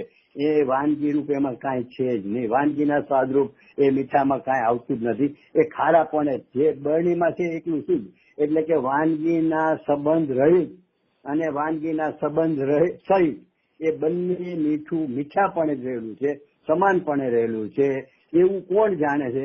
તો કે એ જેને ખાવાની ગ્રદ્ધિ નથી ને એ જાણે છે. એટલે કે જે જ્ઞાની છે એને જ્ઞેય પર જ્ઞેય સંબંધીનું જે જ્ઞાનાકાર થાય છે એ વખતે હું જ્ઞેય રૂપ થઈ ગયો, એટલે કે હું ક્રોધી થઈ ગયો. એવું કોણ જાણે છે? કે જે મીઠાને કડવું માને છે એ, એટલે કે એવો અજ્ઞાની એને જાણે છે. તો જ્ઞાની શું જાણે છે? કે પર જ્ઞેય સંબંધીનું પણ જે જ્ઞાન થાય છે એ મારું જ્ઞાનપ્રદ જ્ઞાન છે, એ જ્ઞાન રૂપ જ પોતાને જાણે છે. એટલે એ બે વાત અહીંયા આચાર્ય દેવને કે જ્ઞાની છે ને એ જે મીઠું, જ્ઞાનીને તો એટલે કે જ્ઞેયરૂપ છે એને તો ખોરાક કોઈ બી વાનગી ખાય એ બધામાં મીઠાનો સ્વાદ તો ખારા રૂપે જ. અને કેવો? તો કે એ વાનગી રહિત જે ખારાપણું છે ને એવા જ ખારા રૂપે એ વાનગીમાં રહેલું છે ને ત્યારે જાણે છે. એટલે કે જ્ઞેયનું લક્ષ, જ્ઞેય સંબંધીનું એ ઝળકું થયું પર પ્રકાશ જ્ઞાનમાં, ત્યાં પણ એને જ્ઞાન મારું જ્ઞાનકૃત જ જ્ઞાન છે એમ જ્ઞાની જાણે છે. અને અજ્ઞાનીને એમ થઈ જાય કે હું જ્ઞેય રૂપ થઈ ગયો હું. એટલે એ અહીંયા જ્ઞાનનું તીરોભાવને આચ્છાદન કર્યું. જે બે વાત લીધી ને એ આપણે ઈ દ્રષ્ટાંત. હા, બોલો. મને થોડોક જુદો ખ્યાલ છે આમાં કે મને મેં હમણાં ગાથા નથી વાંચી કે તરેના શાક ની વાત કરી છે ને ટીકામાં, તરેનું શાક જુદા જુદા શાક છે અને એમાં મીઠું ખારું છે એમ જોવાને બદલે અજ્ઞાની એમ કે છે કે આ શાક ખારું છે, કારેલું ખારું. એક મિનિટ એમાં ચોખ્ખું એમ લખ્યું છે કે તરના શાક આદિના સ્વાદ ભેદે ભેદરૂપ વિશેષ રૂપ લવણ. સ્વાદ ભેદે ભેદરૂપ એટલે લવણ તો લવણ જ છે, પણ એ સ્વાદ ભેદે ભેદરૂપ જાણે છે. લવણ રૂપ નથી જાણતો, એ સ્વાદના ભેદે જુદી જુદી જાણે છે લવણ. હા, બોલો.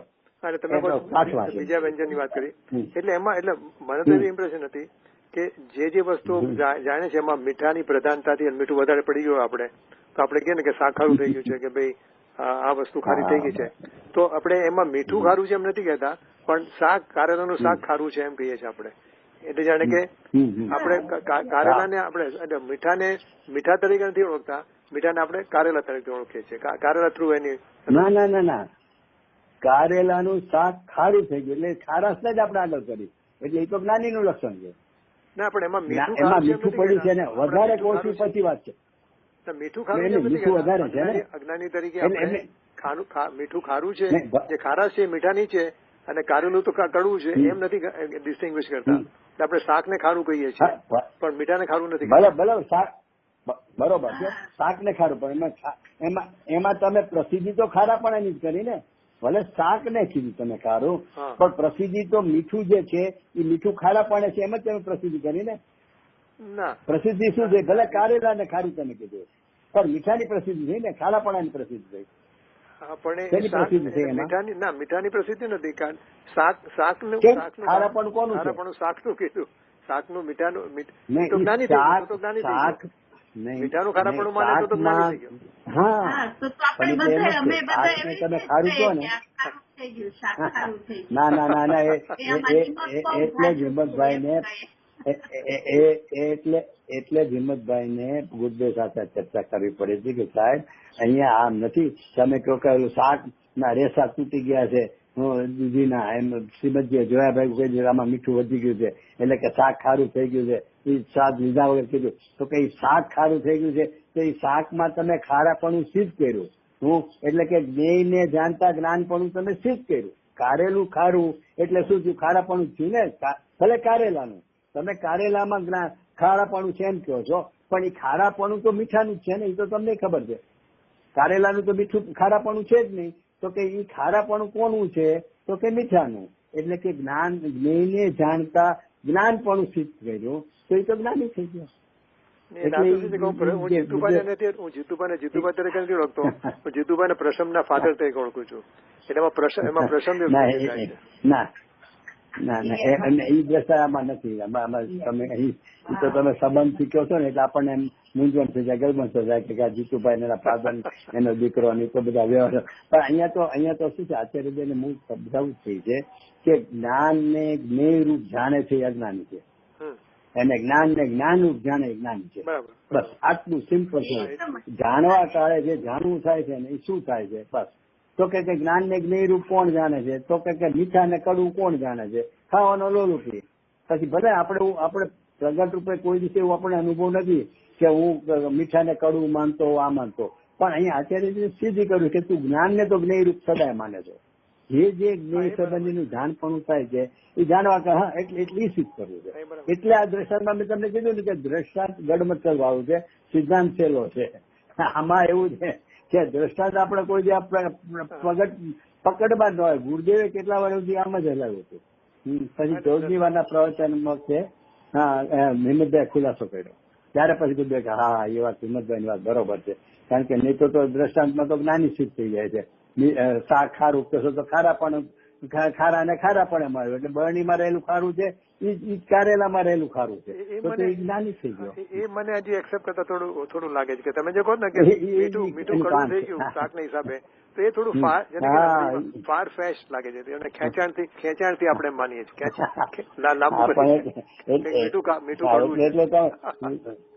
તમે શાક ને તો કડવું માનો છો કે નહીં? કારેલાનું શાક કડવું છે, તો એમાં કારેલું કડવું છે કે શાક કોને કે બધી વસ્તુનું સંયોજન એને શાક છે. બરોબર? એટલું તો બરોબર છે કે એકલું કારેલાને શાક નથી કેતા ને. નહીં તો આપડે શાક વાળાને કહીએ કે કારેલાનું શાક શું ભાવ છે એમ કહીએ, કારેલાનો શું ભાવ છે એમ પૂછે છે. એટલે કારેલું એટલું છે ઈ કડવું છે, અને એનું જે બધું સંયોજન થાય છે એનું નામ છે કારેલાનું શાક. હવે કારેલાના શાક ને આપણે કડવું છે એમ કેશું ઘરે આવીને કે આજે શાક હતું પણ કારેલાનું શાક બહુ કડવું હતું. તો કારેલાનું શાક કડવું કહેશું તો કારેલામાં રહેલું બધું સંયોજન એ બધાને આપણે કડવું નામ આપી દીધું. તો એમાં મીઠું છે તો મીઠાને આપણે કડવું જાણી લીધું. આપણે ભલે પ્રગટ રૂપે મીઠાને કડવું છે એવું કહેતા નથી કે જાણતા નથી, પણ એમાં ગર્ભિતપણે તમે એકલા કારેલાને કડવું જાણવાને બદલે બધી સામગ્રીને હારવાર કડવી છે એમ કહી દીધી. કહેવામાં તો કહી દીધી ને કે બધું કડવું, શાક કડવું છે એટલે બધી સામગ્રી કડવી છે કારેલાની સાથેની. એટલા માટે તમે મીઠાને પણ કડવું હોવાનું કહી દીધું. ભલે માનો ન માનો એ તો બરોબર છે કે આપણે એવું સ્થૂળપણે ન માનીએ, પણ એનો ગર્ભિત અર્થ એમ જ થઈ ગયો કે તમને મીઠા ને પણ કડવું કહી દીધું, કારણ કે બધી સામગ્રી કારેલાની સાથે રહેલી છે અને એ બધાને તમે કડવી કીધું. બરાબર છે. આપણે એમ કહીએ કે આ કુટુંબ ધાર્મિક છે તો એના બધા મેમ્બરો ધાર્મિક છે, આવી ગયું ઓટોમેટિકલી. બધાને લાગુ પડી ગયું એમ કહું તમે. એટલે કારેલા લાગુ પડે. પણ આ કુટુંબમાં બધા જૈન છે, હું એમ કહ્યું તો બધા આસ્તિક છે, પણ એમાં એકાદો નાસ્તિક હોય તો નાસ્તિક નહીં તમે આસ્તિક કહી દીધો, કારણ કે સમૂહમાં તમે કહી દીધું આખા કુટુંબને, એટલે કે નાસ્તિક નહીં તો નાસ્તિક કહી દીધો. પણ ખરેખર તો એ નાસ્તિક જ. નાસ્તિક ને નાસ્તિક પણ ન જાણતા, નાસ્તિક ને તમે આસ્તિક પણ જાણો. કેમ તો કે ઓલા બધા છે એમાં સમૂહમાં આને પણ તમે કહી દીધો. એટલે એવું જ અહીંયા કહેવા માંગે છે. હું મેં તમને કીધું ને કે આ દ્રષ્ટાંતનું પ્રયોજન એક જ છે કે પરને જાણવા કાળે જ્ઞાનરૂપ રહેવાને બદલે જ્ઞાની પરરૂપ એટલે કે જ્ઞેયરૂપ જ્ઞાન છે એવું જાણે છે, એ નમક જ્ઞાન. કારણ કે એને જ્ઞેયમાં આસક્તિ અથવા એકાકાર દીધી. આખી આ ગાથા છે. ગુરુદેવનું એ વાક્ય મને બહુ યાદ રહે છે કે ગુરુદેવ કહેલું ને કે આ જગતમાં જ્ઞાનની પર્યાય સિવાય કાંઈ નથી. હા, એકલું જ્ઞાન જ છે. જ્ઞાન ની પર્યાય એક પર્યાય છે ને એ જ છે, બાકી કઈ છે ને. બરોબર છે. એ તો હજી પહેલી સ્ટેજ છે. બીજી સ્ટેજમાં આ જગતમાં જ્ઞાયક સિવાય કઈ નથી. કે જ્ઞાનની પર્યાયમાંથી જ્ઞાયક પર જતા રહ્યા. એટલે શું છે કે જો ખાલી જ્ઞાન ની પર્યાયમાં જ ઉભો રહે તો એ પર્યાય જશે પાછી રહે. જ્ઞાન કોનું છે તો કે જ્ઞાન. હા, બરાબર. એટલે પર છે એટલા માટે પર છે જ નહીં, પરને જાણતો નથી. આજે બધું ગુરુદેવ કે આટલું પરને જાણવાનો નિષેધ નહીં કે છે ને, નહીં તો ખરેખર પર પ્રકાશક જ્ઞાન હજી એમાંય આપણી ગડબડ થાય છે. શું થાય છે કે પર પ્રકાશક જ્ઞાનમાં આપણને એમ થાય છે કે પરનું જાણવું થાય છે. તો કે ભાઈ પર પ્રકાશક જ્ઞાનમાં પરનું જાણવું થતું નથી અને સ્વપ્રકાશક જ્ઞાનમાં જ્ઞાયકનું પણ જાણવું થતું નથી. એ જ્ઞાયક સંબંધીનું જ્ઞાન જ જણાય છે. જ્ઞાયક કોઈ જ્ઞાનની પર્યાયમાં આવતો જ નથી. એટલે કે શું થાય છે તો કે જ્ઞાયક જેવો છે ને એવો જ્ઞાયક સંબંધીનું જ્ઞાન અહીંયા આકાર જેને કહે છે એ જ્ઞાનનું પરિણામ થાય છે. આવો જ્ઞાયક છે એવું જ્ઞાનનું પરિણામ છે એને જ્ઞાન જાણે છે. અને અજ્ઞાનીને શું થાય છે કે પર સંબંધીનું જે જ્ઞાન થયું એ જ્ઞાનાકાર જ્ઞાન છે. એ જ્ઞાનને જાણવાને બદલે એ પર જ્ઞેય તે હું છું એવું માને છે. પણ થાય છે ખરેખર શું કે પર પ્રકાશક જ્ઞાનમાં પણ પર સંબંધીનો આકાર છે ને, એટલે કે જ્ઞાનનું પરિણમન છે ને પર સંબંધીનું, એ જ્ઞાનને જ્ઞાન જાણે છે, પરને જાણતો જ નથી. પર તો એમાં નિમિત્ત છે. અને એવી રીતે ગુરુદેવ કહે છે કે જ્ઞાયક પણ ખરેખર એ જ્ઞાનમાં ઝળકી રહ્યો છે, કયો કે નિમિત્ત છે કે એ જ્ઞાન તો જ્ઞાનને જ જાણે છે. પણ જ્ઞાનને જાણતા જ્ઞાયક તે હું એમ થઈ જાય છે. એને જેમ ઓલોને જ્ઞેયને જાણતા જ્ઞેય તે હું થઈ જાય, અજ્ઞાનીને જ્ઞેયમાં એકાકાર પણ અહમપણું કરી બેસે છે કે આ જ્ઞેય તે હું છું એમ થઈ જાય છે. જ્ઞાનને જ્ઞેયરૂપ જાણી બેસે છે. એમ જ્ઞાનીને શું થાય છે કે જ્ઞાયક સંબંધીનું જ્ઞાન થતા એ જ્ઞાયક કે હું જ્ઞાયકમાં અહમપણું કરી બેસે છે, ઓલો જ્ઞેયમાં અહમપણું કરી બેસે છે. બરાબર. એટલે જ્ઞાનને જ્ઞેયરૂપ જાણે છે. આ જ્ઞાની છે એ જ્ઞાનને જ્ઞાયક રૂપ જાણે છે. પણ જ્ઞાયક એ ખરેખર જ્ઞાનમાં આવતો નથી અને પરે જ્ઞાનમાં આવતું નથી. એટલે કે પરે જણાતું નથી અને જ્ઞાયક પણ જણાતું નથી. એવું એક પ્રવચનમાં છે અને એને મારા આર્ટિકલ લખ્યા છે અને મેં પ્રવચન નંબર આપ્યો છે. કદાચ 258 નંબરનો કળશ ટીકાનો કળશ હોય એવો અંદાજે રહી ગયો છે. હું એ શુદ્ધાત્મા સ્વરૂપના ભાગમાં આપેલો છે મેં. પણ એટલે કહેવાનો મતલબ છે ને ગુરુદેવ ત્યાં સુધી લીધું છે. ખરેખર એનું કામ છે ત્રિકાળી જ્ઞાયક છે ને એ કોઈ પરિણામમાં આવે જ નહીં. અને પર દેવે છે એ બી કોઈ જ્ઞાનના પરિણામમાં આવે નહીં, કારણ કે એ તો પર સિદ્ધિ જ છે. તો એ પરિણામ જ્ઞાનના પરિણામને કઈ રીતે આવે? અને અહીંયા જ્ઞાયક છે એ કોઈ પરિણામન જ નથી એનું, તો એ પરિણામનમાં કઈ રીતે આવે? એટલે કે જ્ઞાયકે એના જ્ઞાનમાં આવતો નથી અને પરે એના જ્ઞાનમાં આવતું નથી. એટલે કે પરે એને જણાતું નથી અને એટલે ગુરુદેવ કહે છે જ્ઞાયકે જણાતો નથી. એ જ્ઞાનનું જ્ઞાન જ જ્ઞાયકનું જ્ઞાન જ જણાય છે. તો પરને જાણવું તો બહુ દૂરની વાત રહી. એ તો સર્વતાભીન છે. તો અહીંયા સર્વતાભીન પણ નથી. તો એટલે કહેવાનો મતલબ છે પરને જાણું છું એ જ્યાં સુધી રહેશે ને, હું લોકોને ઘણાને એવું લાગે કે આ બધું શું કહેવાય નિશ્ચયાભાસમાં કે એ એક શુષ્કતામાં કે જે ગણતા હોય પરને જાણતો નથી વાત આવે ને ત્યાં આખરું પડી જાય છે. એને એમ છે એ તો જાણવો એ જ્ઞાનનો સ્વભાવ છે. અરે જાણવું એ જ્ઞાન, બેન્સી તો બહુ જ છે, જાણવું એ જ્ઞાનનો સ્વભાવ છે. લોકાલોકને જાણે છે. ગુરુદેવ કે લોકાલોકને જાણતો નથી. તમે 100-200 વાર કાઢવો ને તો 100-200 વાર નીકળશે પ્રવચનમાંથી. આ જે આપણે 123 નંબર પ્રવચન વગાડશું ને એમાં તે લગભગ 29-30 મિનિટે આવશે. લોકાલોકને જાણતો નથી બધું આવશે એમાં. તો એનો મતલબ એનું શું કહેવાનું છે કે એ સદનનું જ્ઞાનને જાણે છે. એ નથી એમ નથી, લોકાલોક નથી એમ નથી. આમાં શું ભણવે એક મિનિટ, આમાં શું આપણે ભૂલ થાય છે કે ગુરુદેવ જ્યાં કહે ભણવે આમાં શું આપણે ભૂલ થાય છે કે પરને જાણતો નથી એમ કહે છે ને ત્યાં જાણે પર નથી એમ નથી વાત. જાણવાની પ્રક્રિયા શું છે એની વાત છે. જાણવાનો સ્વભાવ છે, પણ એ જાણવાની પ્રક્રિયા શું થઈ રહી છે કે જે પડ છે ને એ પડ સંબંધીનું જ્ઞાન અહીંયા જણાય છે, પડ નથી જણાવતું. એની જ ચર્ચા છે. અને ઓને એમ થાય કે પરનો જાણવું સ્વભાવ છે એની કોણ ના પાડે છે? સ્વભાવ છે એટલે ઉપયોગ છે એનો સ્વભાવ જાણવું, જ્ઞાનનો સ્વભાવ જ જાણવું છે. તો એનો તો નિષેધ કોઈ કરી જ ન શકે ને. જૈન નામધારી હોય કોઈ જ શું કરીએ કે જ્ઞાન જાણતું નથી. જ્ઞાન જાણે છે પણ એની જાણવાની પ્રક્રિયામાં શું જાણે છે, કેમ જાણે છે એની ચર્ચા છે. કે પર ને છે તો ભિન્ન છે, એ તો પ્રસિદ્ધિ કરે છે. તારું જ્ઞાન આ સમયે કેવું પરિણમ્યું એની પ્રસિદ્ધિ એ કરે છે. અને એનો હજી એક દર્શન આપણે તો કઈ કદાચ દર્શન આવી ગયો હશે. હુકમચંદજી ભારેલનું છે, લાઠીમાં કીધું હતી 3 ફોટાનું. તો કે કુલકુલાચાર્ય, ગુરુદેવનો અને બેન્સીનો એ બધામાં કાગળ અને કલરનું કોમ્બિનેશન જ છે. પણ એને એ કાગળ ને કલરનું કોમ્બિનેશન એમ કહેશો તો સમજાશે શું? તો સમજવા માટે, સમજાવવા માટે અથવા કહેવા માટે એમ કેવું પડે કે આ ગુરુદેવનો ફોટો, આ સિમંદર ભગવાનનો ફોટો, આ બેન્સીનો ફોટો. એમાં એ 3માંથી કોઈમાં ગુરુદેવ, બેન્સી કે સિમંદર ભગવાન છે જ નહીં. કાગળ ના કલરની પણ સમજાવવું કઈ રીતે? એમ અહીંયા જ્ઞાનનો આકાર જે થાય છે એને સમજાવવો કઈ રીતે? તો કે પરનું જ્ઞાન, એટલે પરથી સાપેક્ષાથી જે જ્ઞાનને જણાવે એ પર પ્રકાશક જ્ઞાન છે. પણ એ પર પ્રકાશક જ્ઞાન એ જ્ઞાનનું જ જ્ઞાન પણ છે. પર પ્રકાશક જ્ઞાનમાં પરનું જ્ઞાન નથી, પર સંબંધીનું જ્ઞાન છે. આમાં છે ને પરનું જ્ઞાન ને પર સંબંધીનું જ્ઞાન એ શબ્દોમાં ભાવમાં એટલો બધો ફેર છે, એ પકડાતો નથી જીવને. એટલે એ તો છે ને ગુરુદેવનું બહુ જે અભ્યાસ ઊંડો કરો ને એના વિશેષ પ્રવચન સાંભળે તો એમાં ખ્યાલ આવે. અને અહીંયા તો એ લીધું જ છે.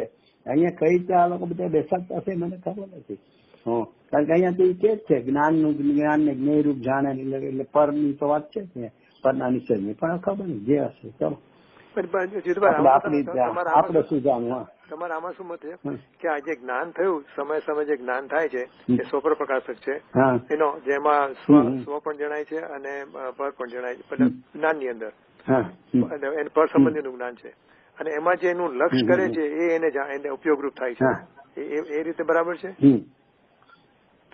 એમાં શું છે, એમાં પાછું છે ને તમે થોડું કળશ ટીકાના પ્રવચન જે પાછળના લેશો ને સતતના બોલતી એટલે 247 કળશ પછીથી તો તમને આ બહુ ખુલાસોમાં આવી જશે. એમાં છે ને કળશ ટીકાકાર તો એ રીતે કહે છે કે પર સંબંધીનો, એટલે જાણો કે પર ક્ષેત્ર જાણતો જ નથી. પર ક્ષેત્ર સંબંધીનો પર પ્રકાશક જ્ઞાનમાં જે આકાર બન્યો ને એ આકારને જ જ્ઞાની પર માને, પર ક્ષેત્ર માને.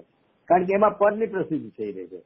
જે જ્ઞાનમાં જ્ઞાયકની પ્રસિદ્ધિ થાય ને એ જ જ્ઞાન છે, બાકી બધું પરમાં જાય છે. એટલે ઓલું ક્ષેત્ર ને પર સામે ક્ષેત્રથી જુદું છે, એને તો સર્વસાધ એને તો જાણવાનો પ્રશ્ન નથી. પણ પર ક્ષેત્રની પ્રસિદ્ધિ થાય છે ને જે જ્ઞાનમાં, એ જ્ઞાનને જ તો જ્ઞાની પર જાણે છે. એટલે કે એની મારામાં નાસ્તી જાણે છે, એની નાસ્તી જાણે છે. ત્યાં નાસ્તી શબ્દ છે કે જ્ઞાનીને એ જ્ઞાનની નાસ્તી પાસે છે. એને અસ્થિ કોની? તો કે જે જ્ઞાનમાં જ્ઞાયકની પ્રસિદ્ધિ થઈ રહી છે ને હું એની જ અસ્થિ છે. એટલે કે તમે જેમ કીધું જે જ્ઞાનનો અહીંયા આવિર્ભાવ કીધો ને એ જ્ઞાન સામાન્ય જ્ઞાનનું લક્ષ કરે છે ને, એ લક્ષ કરતા જે જાણવું થાય છે ને હું એ આવિર્ભાવ છે. લક્ષ કોનું કર્યું? તો કે જ્ઞાયકનું કર્યું. એ સામાન્ય જ્ઞાન કીધું ને એટલે કે સામાન્યનું જ્ઞાન, એટલે કે જ્ઞાયકનું જ્ઞાન. એ સામાન્ય જ્ઞાનનું જ્ઞાયકનું જ્ઞાનનું લક્ષ કરતા જે જ્ઞાન આવિર્ભાવ થયું એ આવિર્ભાવ છેલ્લા જ્ઞાનને અહીંયા ભાવસુ જ્ઞાન કીધું કે જ્ઞાન પ્રગટ થાય છે કીધું ને, એ ભાવસુ જ્ઞાન પ્રગટ થયું. ભાવસુ જ્ઞાન કયો કે ભાવસુ જ્ઞાન વડે જ્ઞાયકને જાણ્યો એટલે કે અનુભૂતિ થઈ. એ બધી એક વાત છે. એવું નક્કી થયેલું છે. જો વાત લંબાવી નથી, મસ્તીને મોડું થઈ ગયું છે, પણ તેમ છતાં આને સાથે ભવિષ્યમાં ગમે ત્યારે વાત કરવી હોય તો આની સાથે પ્રતિભાસને કેવી રીતે જોડી શકાય કે સ્વપ્નનો પ્રતિભાસ? હા, એ લેશું આપણે, લેશું. હા, એ પ્રતિભાસ લેશું. અને એવું છે ને, તમને આજે તે એક PDF મોકલી દઈશું, પ્રતિભાસ અને જાણવામાં શું ફેર છે, અથવા 17 ગાથામાંથી આવવાનું છે પ્રતિભાસનો વિસ્તારથી આપણે લેશું. પણ એટલે 15મી ગાથા આજ પૂરી થઈ. 16મીમાં કઈ કદાચ મને જોઉં છું ઉપરથી થોડુંક લઈ લેશું, પણ 17-18મી ગાથામાં જ વિચાર છે જવાનો. કારણ કે તો મેં અમે ચેકનું લીધું છે, એટલે 16મી ગાથા ન બી જાઉં અને 17 ગાથી આપણે પરમ શરૂ કરશું. બીજું જયારે ચાન્સ મળે ને ત્યારે ગુરુદેવના તમે આટલા બધા પ્રવચનો સાંભળ્યા છે એકદમ ઉપયોગપૂર્વક, એમાં ક્યારે પણ એમને સ્વપ્નનું દાખલો લીધો છે? સ્વપ્ન દ્વારા આ જ્ઞાન ન્યાય સંબંધ સમજાવ્યો છે એમાં, એટલે ક્યાંય પણ ઠેકાણે સ્વપ્નની વાત કરી છે ગુરુદેવ? ના, એ સ્વપ્ન જોકે ચર્ચામાં ક્યારેક આવ્યું હશે, ચર્ચામાં ક્યારેક કોઈ પૂછ્યું હોય પ્રશ્ન કે આ સ્વપ્નમાં જે જણાય છે શું, પણ હવે હું જોઉં છું, યાદ કરીને થોડું કહું. મને અત્યારે એકદમ ખ્યાલમાં નથી ગુરુદેવમાં શું લીધું છે. મને થોડું અનકમ્ફર્ટેબલ લાગે છે. એક વિદ્વાન સાથે વાત કરી છે અવારનવાર, તે એમને સ્વપ્નનો દાખલો વધારે મૂકે છે, પણ મને હજી બહુ પરને જાણે છે એટલે જ્ઞેયનું જાણવાનું જે થાય છે independent, I don't know exactly right now, પણ એ છે ને એ સ્વપ્નો દાખલો એટલે મને હંમેશા જરા દૂર ભાગવાનું મન થાય છે કે ગુરુદેવમાં કોઈ સાંભળ્યું નથી આ જાતનું. સ્વપ્નની વાત કોઈ સિદ્ધ કરવું હોય ને એ સ્વપ્ન શું છે આપણને હજી બેઠું નથી બરાબર. એનું કારણ છે સ્વપ્નમાં છે ને કોઈ મેળ જ નથી. એવું નથી કે જાણેલાનું પૂર્વે જાણેલું એનું સ્વપ્ન આવે, શું એવું કઈ જ નથી. કોઈ વ્યક્તિને આપણે જિંદગીમાં જોઈ ન હોય, નામની ખબર ન હોય, હવે એને મળવાનું થાય છે. એ શું છે? હવે જ્ઞેય યારે કોઈ સંબંધ થયો જ નથી એ જ્ઞેય યારે, છતાં એનું જાણો સ્વપ્નમાં એની યારે બધી વાર્તાલાપ ને એવું થાય. એમ શું થાય? મને એવું સ્વપ્ન આવ્યું કે ઇન્દિરા ગાંધીને એટલું બધું ધર્મનું સમજાવ્યું કે વાહ શું કરો, તમારો ભાવ અમને માયલો જાય છે, મરીને નરકે હાલા જશો, કાંઈક આત્માનું ક્યાં ઇન્દિરા ગાંધી ને ક્યાં હું એને મળવા માટે કોઈ સવાલ જ નથી. હવે સ્વપ્નમાં આવું હવે નવું મેળ કરવો મળે. હવે મને ખ્યાલ આવ્યો કે ઘણી છે કે જ્ઞાન થાય છે એ ઇટ ઇઝ ઇન્ડિપેન્ડન્ટ ઓફ જ્ઞેય. જ્ઞેયની જરૂર નથી, જ્ઞાનથી નિરપેક્ષ, જ્ઞેયથી નિરપેક્ષ છે. દાખલા તરીકે જેમ સ્વપ્નમાં જ્ઞાન થાય છે તો જ્ઞેય ક્યાં હોય છે એમ એ જાતનું કોઈ કે મને બહુ નથી થતું. છતાં એમાં જ્ઞેય નથી હોતું એવું નથી આવતું, કારણ કે કાંઈક જ્ઞેય ભલે ને કાલ્પનિક હોય તો પણ જ્ઞેય તરીકે છે સામે, અને એને જ્ઞાન મળે છે, જ્ઞાન એને જાણે છે કાલ્પનિક રીતે પણ એને જાણે છે. એટલે સામે જ્ઞેય તરીકે હું કહું ગધેડા અને શિંગડા નથી હોતા. સ્વપ્નમાં તમે ગધેડા વાળો સિંગડો જાણો તો એ શિંગડું છે એવું શિંગડાનું જ્ઞેયપણું તો થયું ને ત્યાં, એને જ્ઞાને જાણ્યું છે. એટલે જ્ઞેય તો સામે છે, જ્ઞેય સંબંધીનું અહીંયા જ્ઞાન થયા કરે છે. પણ હવે તમે કહો છો એવું વિસ્તારથી તો મને એ ખ્યાલ નથી અત્યારે કે સ્વપ્નમાં શું છે ને શું નહીં, કારણ કે કોક વાર એવો પ્રશ્ન આવ્યો હોય તો, બાકી કોઈ બીજી ચર્ચા આવી જ નથી. અચ્છા, નેક્સ્ટ ટાઈમ આપણે જઈએ ને 16મા અને 17મા લટમાં જઈએ ને એ પહેલા હું તો એને માનું છું કે 14મીમાં જે દર્શનો વિશે સમજાવો, 6ઠામાં સમજાવો, તો આજે 15મીમાં છે ને એ જે પ્રયોગાત્મક છે ને વિધિ એ થોડી એમાં એક્સપ્લોર વધારે કરવાની જરૂર છે કે how do we implement this in day to day લાઈફમાં. 15મી ગાથા દ્વારા જે સામાન્યનો આવિર્ભાવ ને વિષયનો તિરોભાવ એમાં એમાં તો સીધું છે ને કે જ્યાં જ્યાં જ્ઞેય સંબંધી મને જ્ઞાન થાય છે ને ત્યાં હું એમ માની લઉં છું કે મને જ્ઞેયનું જ્ઞાન થાય છે. તો કે જ્ઞેયનું નહીં, એ તારું જ્ઞાન જ છે, એ જ્ઞાનને તું જાણે છો, જ્ઞેયને જાણતો નથી. જ્ઞેય સંબંધીનો આકાર થયો ને એમ આપણે કહીએ ને, એટલે કે અહીંયા અત્યારે મારી સામે જીન મંદિરનું શિખર છે, તો એ શિખરને મેં જાણ્યું એવું મને લાગે છે. પણ ખરેખર શિખર સંબંધીનું જે જ્ઞાન થયું ને એ જ્ઞાનને જ હું જાણું છું. એટલે કે જ્ઞેયો હર સમયે મારા જ્ઞાનની જ પ્રસિદ્ધિ કરી રહ્યા છે અને હું એ જ્ઞાનને જ જાણું છું. એ એની પ્રેક્ટિકલ છે, અંતર્મુખ થવાનું. પરને જાણતો નથી. એ જ્ઞાન જણાય છે કે ખરું? એ જ્ઞાન જેને કે પકડાય છે ખરું કે નહીં? એ જ્ઞાન પકડાય છે ને? કેમ જ્ઞાન પોતાનું નથી પકડે? આ જ્ઞેય સંબંધી આ મને જાણવું થયું કોને થયું? એ જાણપણું શું છે? એ જ્ઞાન છે. જ્ઞાનનું કાર્ય કહો કે જાણવું કહો, એ જાણપણું એ હું, એમાં હું પણ થવું જોઈએ. એને એ જ્ઞાન મૂળ ભૂલ આપણે શું છે, જ્ઞાનને આપણે જ્ઞેય રૂપે જાણીએ છીએ, આપણે ઓળખીએ છીએ, જ્ઞેયથી જ ઓળખીએ છીએ. જ્ઞાનને આપણે જ્ઞાન રૂપે એ જ્ઞેયમાંથી પણ જ્ઞેય દ્વારા પણ જ્ઞાન જ મારું ઝળકે છે, એ જ્ઞાનને જ હું જાણું છું એવું એને ક્યારેય જાણ પણ થતું જ નથી. એને એમ જ થાય છે કે જ્ઞેયને જ જાણું છું, એટલે કે જ્ઞેય રૂપ જ જ્ઞાનને માન. જે કીધું ને કડવું મીઠું આ તે બધું એ જ આપણી અનાદિથી ભૂલ છે કે જ્ઞાનને જ્ઞાનપણે સ્વીકારી જ નથી શકતો. એ જ્ઞાનને જ્ઞેયપણે જ અનાદિથી સ્વીકારે છે.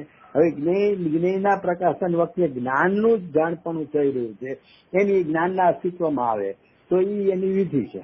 પણ કેવું કે આવું તો પોતે ઘોલન કરીને હું એની પર દ્રઢતા વધારતા હોય કે આ પર સંબંધીનું જ્ઞાન એ મારા જ્ઞાનની જ પ્રસિદ્ધિ કરે. એટલે કે પ્રત્યેક સમયે મારું જ્ઞાન જ જણાઈ રહ્યું છે. એટલે એમાં તો પછી ક્રોધ વખતે પણ મારું જ્ઞાન જ જણાઈ રહ્યું છે. હું ક્રોધ સંબંધીનું પણ એ ક્રોધને જાણતું જે જ્ઞાન છે ને એ મારું જ્ઞાન, એટલે એને જ્ઞાનપ્રદ શબ્દ ગુરુદેવ વારંવાર એને શું કહે છે, પર જ્ઞેયમાં પણ એ જ્ઞાનપ્રદ જ્ઞાન છે, એ જ્ઞાનાકાર છે. એ તો જ્ઞેયની સાપેક્ષતાથી સમજાવાય છે. કારણ કે જ્ઞાનના બે પ્રકાર છે ને, તો એક પર જ્ઞેયની સાપેક્ષતા વાળું જ્ઞાન છે અને એક સ્વજ્ઞેયની સાપેક્ષતા વાળું જ્ઞાન છે.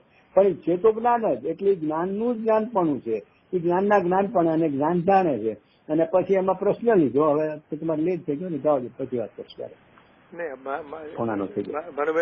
આ લોકો હા, એટલે પ્રવચન સારમાં ચાલો પ્રવચન સારમાં દ્રષ્ટાંત લીધું. ગુરુદેવ કે છે કે દ્રષ્ટાંત લીધું છે કે બે કાર્ય કઈ રીતે કરે, તો કે દોરડા ઉપર નાચતો નટ, બે દોરડા ઉપર રાખ્યા ને ઊંચા એની ઉપર નાચતો નટ એ ઉભો પણ છે અને નાચે પણ છે. કારણ કે નીચે નથી પડી ગયો, દોરડા પર જ ઉભો છે ને, તો ઉભો છે અને નાચવાનું કામ ચાલુ છે.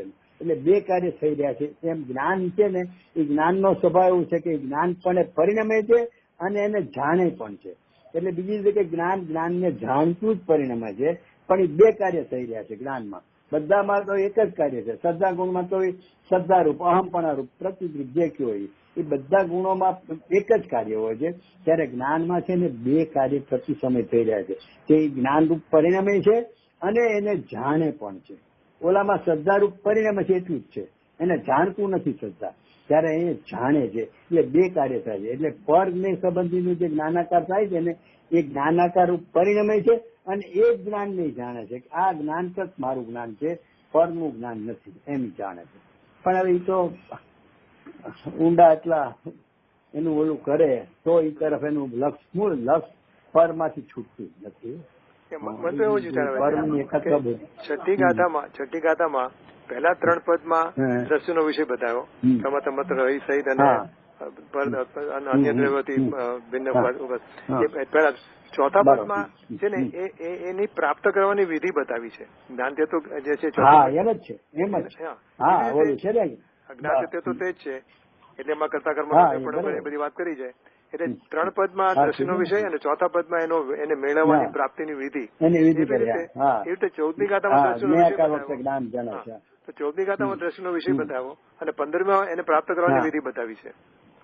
એટલે આપણે કહીએ કે આ સમય એટલે એમાં પ્રતિતિ તો કરાવી દીધી કે આવી પ્રતિતિ કરાવી, 14મીમાં પ્રતિતિ કરાવી એટલે સમય તો એમાં કહી ગયો. પણ અહીંયા હવે જ્ઞાનથી આપણે વિધિ શું છે, જ્ઞાનથી આપણી પ્રચલિત વિધિ શું છે કે આપણે જ્ઞાનથી જ બધું નક્કી કરીએ છીએ ને. એટલે અહીંયા જ્ઞાનથી જ્ઞાયકની નિર્ણય કરાયો છે. અહીંયા 15મી ગાથામાં જ્ઞાન વડે એટલે એને અહીંયા જ્ઞાન પ્રધાન કહેવાય છે ને. એટલે અહીંયા જે આ દ્રષ્ટાંત ને બધું આપીને કીધું ને, આવિર્ભાવ ને તિરોભાવ ને બધું, એટલે જ્ઞાનથી જ્ઞાયકની ભાવ સુજ્ઞાન પ્રગટ કર્યું કઈ છે તો કે જ્ઞાન વડે, અહીંયા જ્ઞાનથી સિદ્ધિ કરી છે. અને ઓલામાં તો એ 5 ભાવ છું, હું છુંપણાથી એટલે કે પ્રતીતિ રૂપપણાથી 14મી ગાથામાં સિદ્ધિ કરાવી છે. એટલે આમાં 14મી છે, 14મી જ વાત અહીંયા એની વિધિ બતાવી છે એમને, અહીંયા જ્ઞાનથી સિદ્ધ કર્યું છે, ત્યાં પ્રતીતિથી સિદ્ધ કર્યું છે 14મીમાં. એટલે છે તો બંને સાથે જ, જ્ઞાન ને શ્રદ્ધા સાથે જ હોય છે. અને જેવું જ્ઞાનનું હોય છે એવું શ્રદ્ધાનું હોય છે, અને શ્રદ્ધાનું સત્ય હોય છે ત્યારે જ્ઞાનને નામ પડે છે. એટલે એ તો બંને જ્ઞાન શ્રદ્ધા સાથે જ હોય છે. પણ અહીંયા પહેલા શ્રદ્ધાથી સમજાય ને પછી જ્ઞાનથી સમજાવ્યું છે. પણ અહીંયા આ છે ને આપણને વિધિ લાગે, સર્વ વિશુદ્ધ જ્ઞાન અધિકાર એટલું જ્ઞાન બતાવ્યું. એવી રીતે આમાં જ્ઞાન એટલે અહીંયા છે ને આપણને છે ને જ્ઞાનની વિધિથી નાયકને સમજવો સહેલો પડે છે. તો કારણ કે જ્ઞાન પ્રગટ છે ને એટલે આપણને આ 15મી ગાથાથી સમજવું સહેલું પડે છે. ઓલામાં પ્રતિનિધિ કરવાની છે પણ એ પ્રતિનિધિ થતી જ નથી ને. હું અબદ્ધ સ્પર્શ એને પ્રગટ છે ને અવસ્થા, એ અવસ્થાથી જ એને પ્રતિનિધિ કરે છે એટલે એમાં એ અઘરું પડે છે. અને આમાં આપણને તો સમજી શકાય છે. હા એટલે સરળતા આપણે આમાંથી પડે. હા સરળતા સરળતા પડે, જ્ઞાનને પકડી શકાય છે. એટલે જ્ઞાન બધા ગુણોમાં જ્ઞાન જ પ્રધાન છે. એટલે જેમ ગમે દરદ હોય પણ મોઢેથી જ દવા લેવાની, પછી બાકીનું બધું કામ પોતપોતાનું કર્યા કરે જે દરદ હોય એની ઉપર, પણ એ મોઢેથી જ દવા લેવી પડે. એમ અહીંયા છે ને જ્ઞાનથી જ બધું થાય છે કાર્ય. એ શ્રદ્ધાનું કાર્ય જ્ઞાનથી થાય છે. પ્રતીતિ કરવી એ જ્ઞાન પેલા નિર્ણય કરે છે કે આ આમ છે ત્યારે ને, મોહથી સંયુક્ત છું ને નથી એ જ્ઞાન નક્કી કરે છે ત્યારે ને એ પ્રતીતિ થાય છે. શ્રદ્ધાને ક્યાં ખબર છે કે આવું છું, હું અબદ્ધ સ્પર્શ છું એવું શ્રદ્ધાને ક્યાં સીધી ખબર છે? તો જ્ઞાનથી જ નક્કી થાય છે. જ્ઞાનથી નક્કી થાય છે ત્યારે શ્રદ્ધા આ છે હું એ પ્રતીતિ નથી. જ્ઞાન માર્ગ બતાવે છે. એટલે આપણને 14મી ગાથા કરતા 15મી ગાથા કાર્ય પદ્ધતિ વાળી લાગે. હા એ રીતે હા એટલે બરાબર. ઓકે જ્ઞાનથી સમજવું સહેલું પડે છે આમ. બરાબર.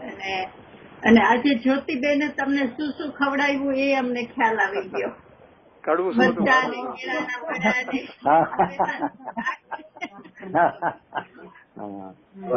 બરાબર. ચાલો આપણને તો જીતુભાઈ શું આપણને